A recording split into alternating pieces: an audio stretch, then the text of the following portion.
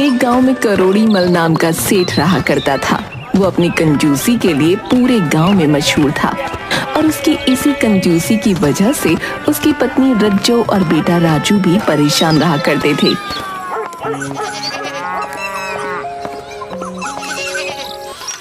अरे रज्जो, ये लाइट्स क्यों जली है? तुम्हारी तो आदत ही हो गई है फालतू में बिजली खर्च करने की। रात होने वाली है, अंधेरा हो रहा है, इसलिए जलाई है। अब क्या अंधेरे में बैठना है तो लाइट भी ना जलाऊं? अरे रज्जो, तुम मुझे किसी दिन जो है हार्ट अटैक दिलवा के मानोगी। हाँ, अरे रात हो रही है तो एक 0 वाट वाला बल्ब जला दो बस। है ये थोड़ी कि 10-10 लाइटें जला दो। पैसा कमाना इतना आसान नहीं है रज्जो, हर पैसे का हिसाब रखना पड़ता है। ऐसा चलता रहा तो वो दिन दूर नहीं जब कटोरा लेकर बिजली का बिल भरने के पैसे मांगने पड़ जाएंगे कि दे दो पैसे दे दो। अच्छा ठीक है, आप तो शुरू ही हो जाते हो। एक बल्ब क्या जलाया आपने तो उसकी कहानी ही बना दी। मेरा क्या है, बैठो अब आप अंधेरे में। सेठ अपनी पत्नी और बेटे पर भी जल्दी पैसे खर्च नहीं करता था। एक दिन राजू भागते हुए आता है और कहता है, पापा मुझे चॉकलेट चाहिए, प्लीज ला दो। फिर से चॉकलेट? अरे हर बार चॉकलेट की ही रट लगाता है। अरे क्या कभी तूने सोचा है कि चॉकलेट कितनी महंगी आती है रे? वैसे भी चॉकलेट खाने से जो है दांत खराब होते हैं। हाँ। लेकिन पापा, मेरे सारे दोस्त खाते हैं, बस एक छोटी सी चॉकलेट, उसके बाद मैं आपसे कुछ नहीं मांगूंगा। बस अब एक और शब्द नहीं। हाँ, चॉकलेट सेहत के लिए भी खराब होती है और पैसे की बर्बादी भी, समझा? चल जा अब यहाँ से, आया बड़ा चॉकलेट खाने वाला है। ठीक है पापा, अब कभी नहीं मांगूंगा। ए जी, इतना गुस्सा क्यों करते हैं? बच्चा है, उसकी छोटी छोटी खुशियों का भी ख्याल रखना चाहिए। एक चॉकलेट ही तो मांग रहा था। खुशियों से पहले ये सोचना चाहिए कि पैसे कैसे बचाए जाएं। अब कोई चॉकलेट नहीं, बस एक एक करके ही बच्चे बिगड़ जाते हैं। हाँ। ठीक है पापा। राजू उदास होकर वहाँ से चला जाता है। कुछ साल ऐसे ही गुजर जाते हैं और जैसे जैसे राजू बड़ा होता है तो उसे क्रिकेट का भी शौक हो जाता है और वो एक दिन सेठ से कहता है, पापा मुझे क्रिकेट किट चाहिए पापा। अरे तो खेलने कूदने में ही लगा रहता है, पढ़ाई पर ध्यान दे। पापा मैं बहुत अच्छा खेल सकता हूँ, चाहो तो सिर्फ एक बैट दिला दो, फिर देखना मैं क्रिकेटर बन के दिखाऊंगा। अभी कुछ नहीं मिलेगा, बाद में देखते हैं। सेठ करोड़ी मल अगले दिन बाबा के पास जाता है जो उसकी हर समस्या का समाधान देते थे।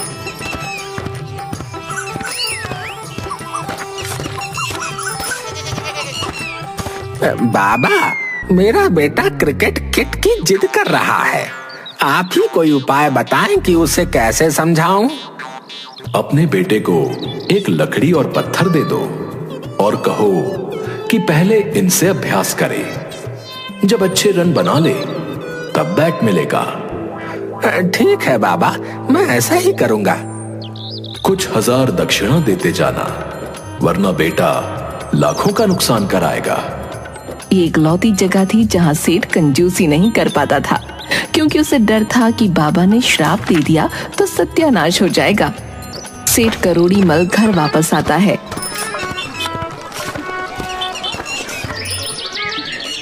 और राजू से कहता है, देख बेटा, ये लकड़ी और पत्थर ले और इनसे प्रैक्टिस कर, जब अच्छे रन बनाकर दिखाएगा तो बैट दिलाऊंगा। है पापा, लेकिन इससे कैसे पापा? जो कहा है वही कर। है जब तक अच्छे रन नहीं बनाता तब तक कोई बैट नहीं मिलेगा। हाँ। राजू निराश होकर कोशिश करने में लग जाता है, लेकिन जाहिर है कि वो ऐसा कर नहीं पाता। उसका क्रिकेट खेलने का सपना वहीं टूट जाता है। राजू अब बड़ा हो रहा था और धीरे धीरे उसे अपने पिता की कंजूसी पर गुस्सा आने लगा था। उसे खासकर तब बहुत बुरा लगता था जब उसके पिता उसकी माँ रज्जो की इज्जत नहीं करते थे। पापा, माँ को आप कभी नई साड़ी या गहने क्यों नहीं दिलाते? सब उनका मजाक उड़ाते हैं। अरे साड़ी और गहने कौन देखता है, हैं? पुराने कपड़ों में भी काम चल सकता है, तो क्यों फालतू खर्च करना भाई? आप कभी कुछ नहीं समझते। राजू बेटा रहने दे, तुम्हारे पापा का यही स्वभाव है। राजू के 18वें जन्मदिन पर रज्जो ने सेठ से दावत करने की जिद की। सेठ ने बड़ी मुश्किल से हामी भरी, और वो भी बाबा से राय लेकर। उसने दावत में पानी जैसी दाल और हवा जितनी पतली पूरियां बनवाईं, और वो भी बहुत कम मात्रा में।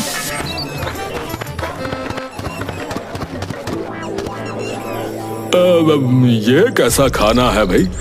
दाल पानी जैसी और पूरियां तो गिनती की हैं। रज्जो, लगता है तुम्हारे घर आकर बड़ी गलती की हमने। हाँ रज्जो, इससे तो ना ही बुलाती हैं? तुमने क्या हमें चुहिया समझ रखा है जो इतना सा खाना परोस दिया भाई, हैं? मेहमान बुरा भला कहते हुए वहां से चले गए। रज्जो सब चुपचाप सहन करती रही, लेकिन राजू के अंदर गुस्सा और भी बढ़ गया। समय गुजरा और अब राजू इतना बड़ा हो गया था कि वो सेठ की जगह दुकान पर बैठने लगा था। एक शाम राजू दुकान से घर लौटता है। उसके साथ मुनीम भी आता है। सेठ जी, आज तो बहुत मुनाफा हुआ है। राजू बाबू ने अच्छा काम किया। वाह वाह, ये तो बहुत अच्छी बात है। चलो राजू, मुनाफे का हिसाब किताब दिखाओ। पापा, वो सारा मुनाफा तो मैंने पार्टी में उड़ा दिया।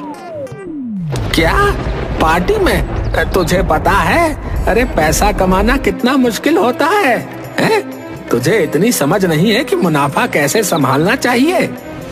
पापा, आप तो हमेशा कंजूसी करते रहे, मैंने सोचा थोड़ा मजा ले लूं।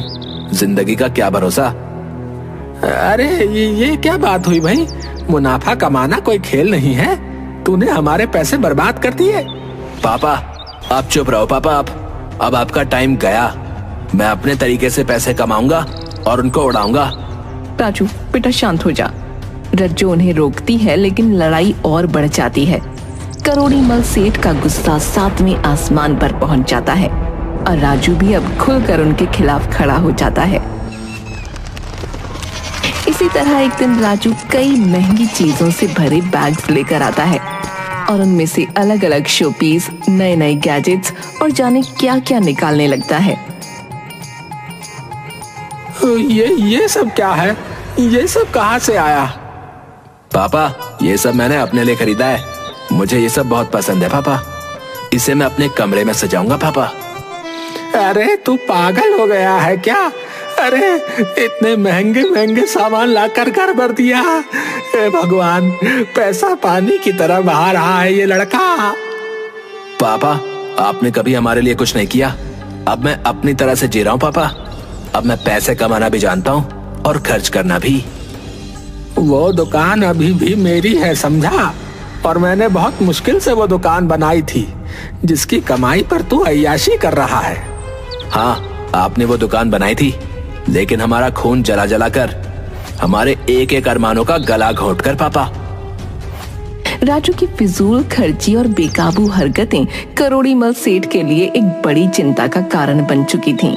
सेठ अब पूरी तरह से हताश हो चुका था, और समाधान की तलाश में वो फिर से बाबा के पास पहुंचा। बाबा, मेरा बेटा बिल्कुल काबू से बाहर हो गया है। मैं अब क्या करूं? सेठ, इस बार तुझे एक सख्त कदम उठाना होगा। अपने बेटे को घर से निकालने की धमकी दे। ठीक है बाबा।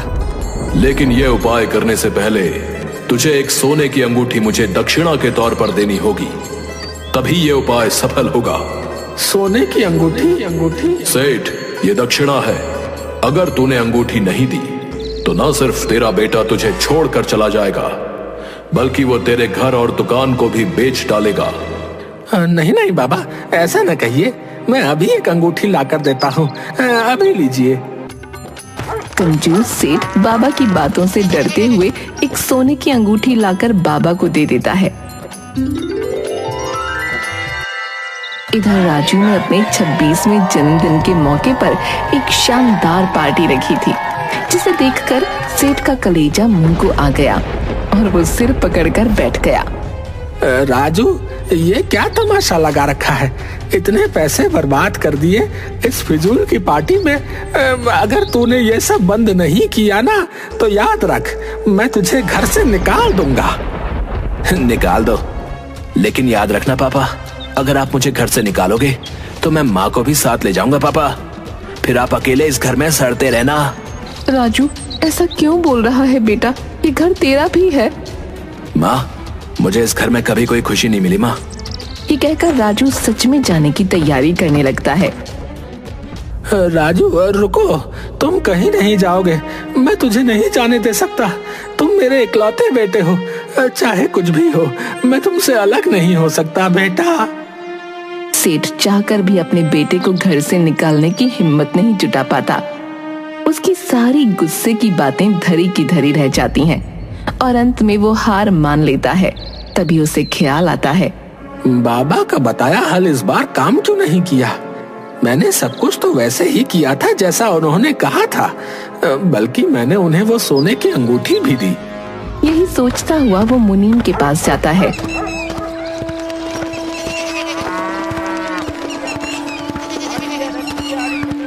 मुनीम जी, राजू को समझाइए, वो अपनी हरकतें क्यों नहीं बदल रहा? ऐसे तो सब लुट जाएगा। सेठ जी, पहले मैं आपके लिए काम करता था और आपके तरीके को कभी गलत नहीं कहा। अब मैं छोटे मालिक के लिए काम कर रहा हूँ तो उन्हें भी कुछ नहीं कह सकता। सेठ की आंखों में निराशा उभर आती है। उसके लिए अब कोई रास्ता नहीं बचा था। वो बहुत असहाय महसूस करता है।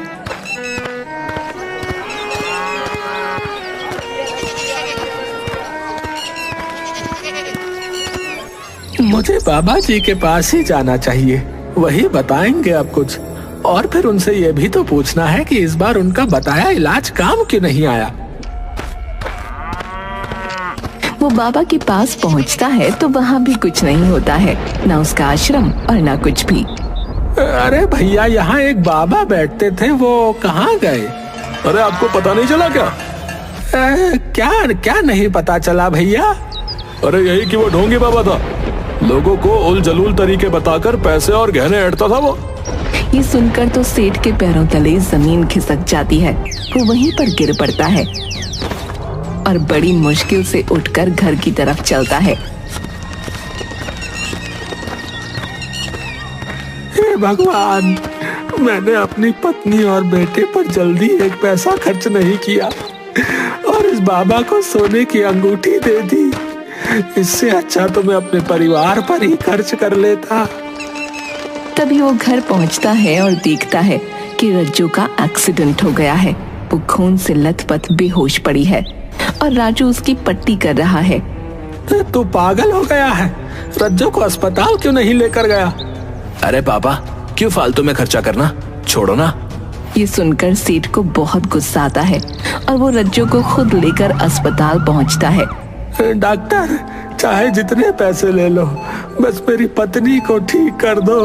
ये लो पैसे, ये लो, बस मेरी पत्नी को बचा लो। ये सुनकर राजू खुशी से चीख पड़ता है, पापा ठीक हो गए, पापा, पापा ठीक हो गए, पापा। मैं भी ठीक हो गई। अरे ये क्या हो रहा है? अब राजू उसे बताता है कि ये सब उसका, रज्जू का और मुनीम का प्लान था ताकि सेठ को लाइन पर लाया जा सके। मैं बस यही वाक्य आपके मुंह से सुनना चाहता था पापा। आखिर आप समझ गए कि पैसा परिवार से बड़ा नहीं है। हे भगवान, तुम लोग पागल हो। इसके लिए तूने इतनी फिजूल खर्ची कर दी रे। मैंने कोई फिजूल खर्ची नहीं करी पापा, वो सब सस्ती चीजें थी।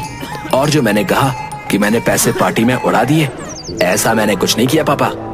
मुझे भी पता है कि फिजूल खर्ची गलत है। मुझे तो बस आपके दिल से पैसों की मोहब्बत निकालनी थी। और आखिर मेरा बच्चा कामयाब हो गया। हाँ, मुझे भी अपनी गलतियों का अब एहसास हो गया है कि पैसा जाना होता है तो चला ही जाता है। उससे अच्छा उसे अपने परिवार पर खर्च कर लिया जाए। हाँ। और इस तरह कंजूस सेठ की कंजूसी दूर हो गई।